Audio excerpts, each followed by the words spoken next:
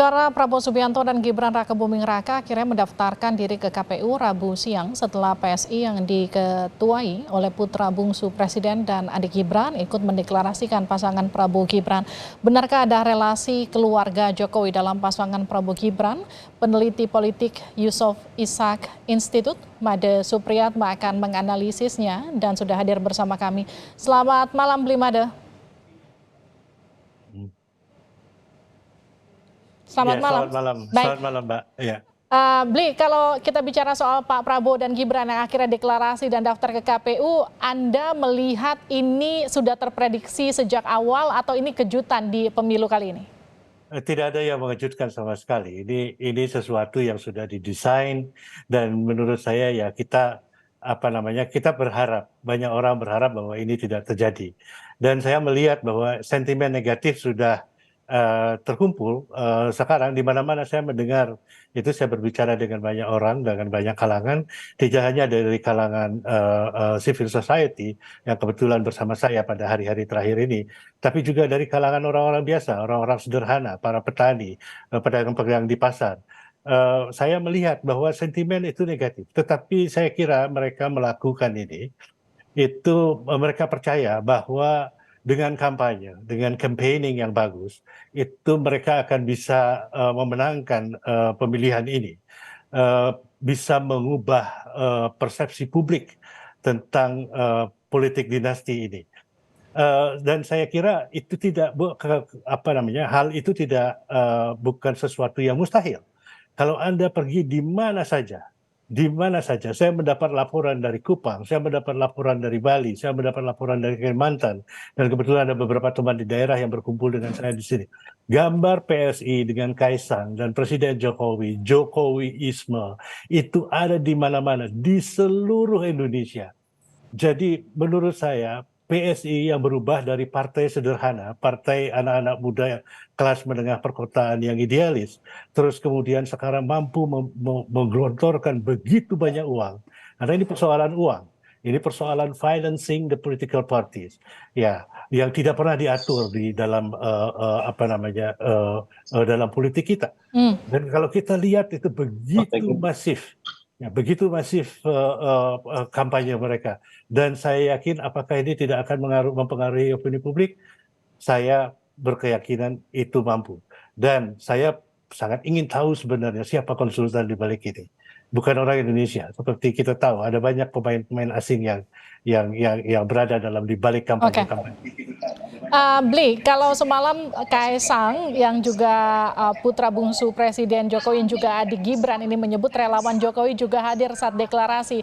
Anda ini melihat bentuk all out atau kesungguhan dari Pak Jokowi atau gimana? Ya, relawan itu selalu ada. Sejak saya kebetulan sedang melakukan penelitian ini dan sedang menulis ini. Relawan itu ada sejak pemilihan Jokowi menjadi gubernur, dan kemudian 2014 dipakai secara efektif untuk menjadi relawan.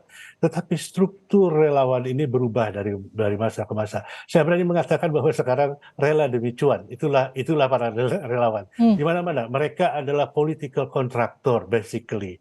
Pada dasarnya para relawan sekarang adalah political contractor. Tidak ada lagi orang yang mau bekerja secara sukarela untuk politik karena memperjuangkan idealisme tertentu.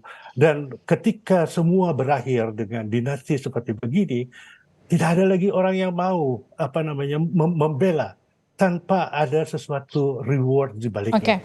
Dan orang melihat itu, ya. Dan selama 10 tahun terakhir ini bagaimana mereka mendapat jabatan komisaris dan kemudian mendapat jabatan menteri, itu sangat sekali kelihatan bahwa ada reward untuk menjadi relawan. Bli, tadi Anda katakan ada reward untuk menjadi relawan, ada relawan yang kemudian awalnya mendukung Pak Jokowi, relawan Jokowi, kemudian diwariskan menjadi relawannya Gibran sekarang. Tapi ada juga relawan yang kemudian setelah Gibran mendeklarasikan diri menjadi pendamping Pak Prabowo, kemudian menyatakan kekecewaannya dan juga tidak lagi mendukung Pak Jokowi. Bagaimana kemudian Anda melihat fenomena ini? Sama saja. Sama saja. Ada beberapa, tetapi di balik mereka bekerja itu, dan saya kira normal bahwa mereka mengharap bahwa apa namanya satu jabatan politik, satu pengaruh politik, kemudian satu karir politik di dalam pemerintahan, atau mungkin satu karir ekonomi. Semua mengharapkan seperti begitu karena pelajaran dari relawan yang berbeda sekali dari partai politik. Saya pasti sebagai ilmuwan politik, saya masih percaya pada partai politik karena partai politik dibangun atas dasar ideologi. Partai politik seburuk-buruknya partai politik itu mereka punya accountability. Anda mau minta accountability dari mana terhadap relawan? Tidak ada. Ya, politisi yang ada di DPR dan yang ada di partai politik, Anda bisa tinggal mengatakan bahwa jangan pilih partai ini karena banyak politisinya busuk. Hmm. Anu sekali, apa namanya, normal sekali dalam demokrasi. Sebagai ilmuwan politik, saya masih percaya bahwa partai politik itu penting. Bli, ada yang kemudian berpendapat politik harus dipisahkan dari etika. Bagaimana menurut Anda sikap Jokowi dan Gibran terhadap PDI Perjuangan? Politik harus dipisahkan dari etika. Saya sendiri mengatakan politics of the moral. Politik itu tidak ada etik.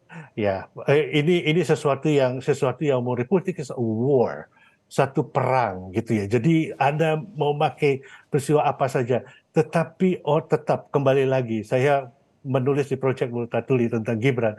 Saya menulis doktrin Gibran yang mungkin juga doktrinnya Jokowi. Biar rakyat memilih katanya begitu ya. Ya, benar, rakyat memilih dengan segala macam cara. Tetapi kalau seandainya satu pihak punya duit yang sangat tidak terbatas untuk mempengaruhi publik, untuk mampu menyewa orang, untuk mempengaruhi publik, untuk menyebarkan informasi yang apa namanya menguntungkan dia. Saya akan punya artikel keluar di East Asia Forum mungkin dalam minggu ini atau minggu depan tentang bagaimana approval rating Jokowi itu menjadi sangat tinggi karena tidak ada oposisi lagi. Ya, Oke. tidak ada oposisi lagi. Jadi tidak ada oposisi lagi, semua narasi itu di-engineer oleh dia sendiri. Ya, karena tidak ada oposisi, tidak ada suara lain dan orang terpaksa akhirnya menelan itu semua. Approval ratingnya menjadi sangat tinggi. Ya, karena itu. Ya, jadi ini kemudian yang menyebabkan Anda sempat mengatakan approval rating terhadap Pak Jokowi itu adalah sebuah ilusi karena memang nggak ada lagi oposisinya. Karena tidak ada lagi oposisi, tidak ada lagi narasi lain, tidak ada lagi data pembanding lain. Ya, Dan sehingga lewat orang percaya. Baik, dan lewat approval rating itu kemudian Pak Prabowo kemudian Anda menilai berusaha meraih suara pendukung Pak Jokowi. Ya, betul. Dan itu sekarang kan menempel terus gitu kan ya, apa-apa gitu ya. Kalau Anda lihat, nggak usah keluar aja Anda ke jalan dan Anda lihat spanduk. Ya, bagaimana spanduknya PSI sekarang, seolah-olah dia adalah partai yang mayoritas. Seolah-olah PSI sekarang adalah seolah-olah partai yang berkuasa, memiliki kursi terbanyak di DPR. Padahal partai ini masuk DPR pun tidak. Tapi sekarang dengan kampanye seperti begini, orang akan terpengaruh. Ya, belum lagi operasi yang lain. Ya, itu itu topik yang lain lagi. Bli, Anda melihat seperti apa sebetulnya hubungan Pak Jokowi dan juga Bu Mega? Kenapa kemudian terlihat ada kegamangan PDIP untuk menyatakan berseberangan dengan Pak Jokowi? Karena sekarang jelas-jelas ada Gibran di sana yang sudah berseberangan dengan PDI Perjuangan. Saya kira mereka harus hati-hati karena yang mereka lawan adalah orang yang incumbent, orang yang berkuasa, orang yang memiliki apa saja, bisa membuat apa saja, gitu ya.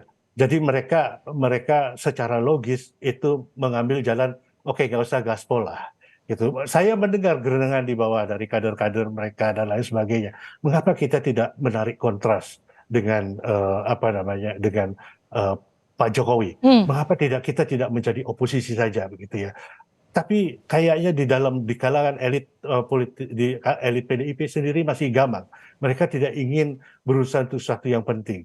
Mereka percaya bahwa mereka punya grassroots, punya kader yang sampai ke bawah dan mampu menandingi kampanyenya Prabowo, Gibran dan Jokowi nanti gitu.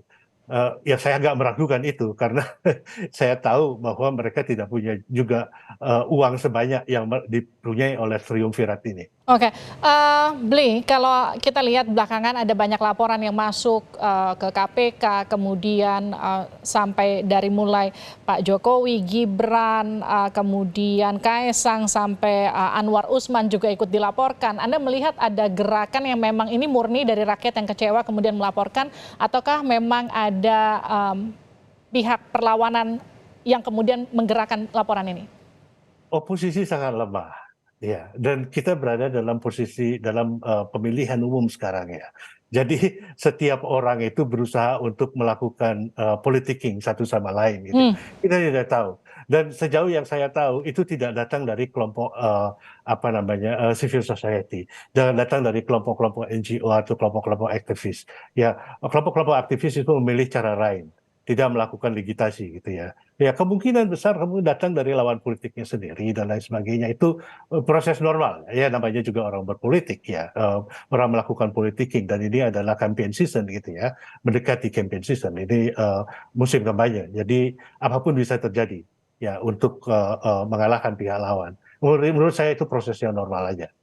Baik, termasuk soal pernyataan Gibran ketika kemudian deklarasi menyatakan Pak Prabowo tenang, saya ada di sini. Itu bagaimana Anda menerjemahkan itu?